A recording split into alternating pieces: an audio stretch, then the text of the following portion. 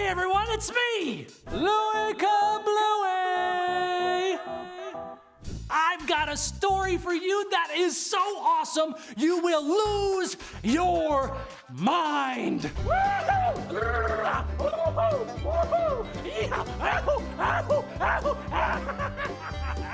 Here's what you need to know. God promised this group of people called the Israelites that they would live in the beautiful land of Canaan. When they got to the border of Canaan, their leader, hi, I'm Joshua, sent 2 spies into the city of Jericho to, just to look around and see what was up. And the spies met a woman, hi, I'm Rahab, who told them that her people were afraid of the Israelites because they knew how God had been taking care of the Israelites. Specifically, he caused them to defeat all their enemies. Run away! Run away! And don't come back! When the spies told Joshua what Rahab said, it was very clear that God was making a way for them to enter into the promised land of Canaan. But first, there was a little matter of a river.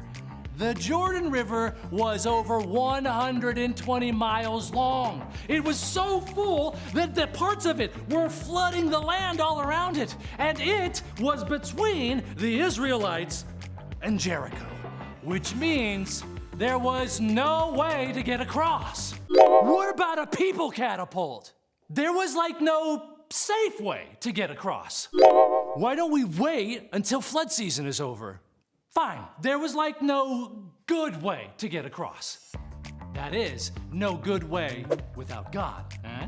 But God was on their side, so God made a way, a good way, and safe. See, there was this huge box called the Ark of the Covenant, and it was special because it represented God's presence. It was so special that it could only be carried by certain priests, and God had instructions for them. All right, priest, now this is gonna sound a little bit strange, but God wants you to carry the Ark of the Covenant, right into the Jordan River. It's pretty deep. Are you sure? Do you remember how God has been taking care of us for over 400 years and stuff? Yeah. Yeah, I think he's got this. Boy, was that an understatement. God promised that as soon as the priests, stepped foot into the river, it would part for them.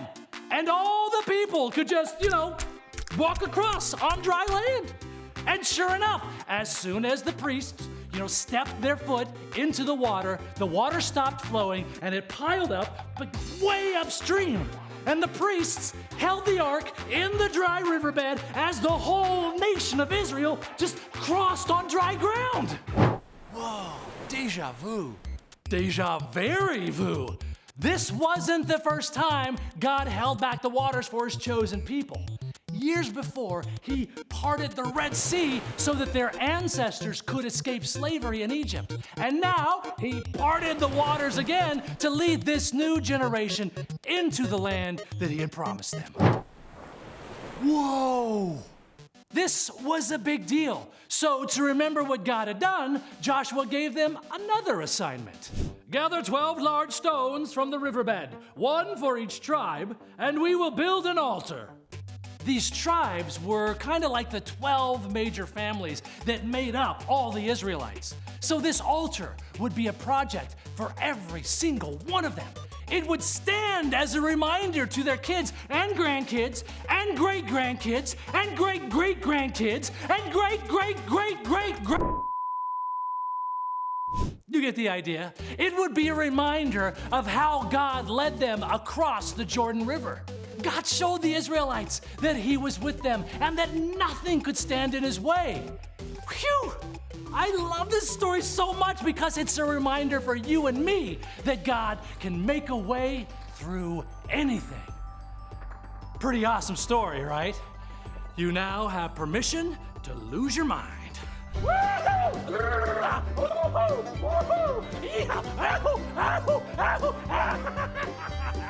See you next time.